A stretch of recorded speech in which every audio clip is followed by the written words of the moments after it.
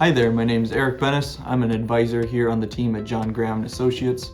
Today we're going to be talking about a very relevant topic for today, which is hedging against inflation. So inflation has been increasing very much so recently.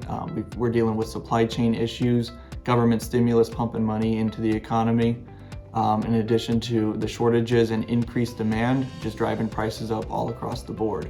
So we're going to be talking about three to consider in order to combat inflation. The first one would be stay invested in stocks. Stocks historically have outperformed other investments, so they give you a competitive edge against inflation versus other securities that you could be in. If your portfolio currently has stocks in it, continue to play that long game, stick with your long-term plan.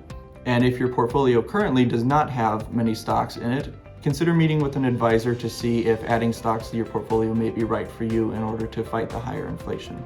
The second key would be to invest in real estate. Real estate historically has stayed pretty level with inflation because as a landlord, you're able to pass those additional costs down to the tenants as costs go up. Now, if you don't want to become a landlord, there is the option to invest in real estate investment trusts, where you would own a sliver of a company that does pursue being an active landlord. So that's an investment option. A third would be to look at commodities. Commodities historically also keep pace with inflation. We're thinking things like oil, corn, etc. You can invest in these commodities through mutual funds or exchange traded funds. And you can also look at companies like mining companies that you could purchase stock in because those mining companies are pursuing commodities themselves. And remember, we want to keep our long-term goals in mind. We don't want to make any rash decisions just because the market's doing one thing or another today.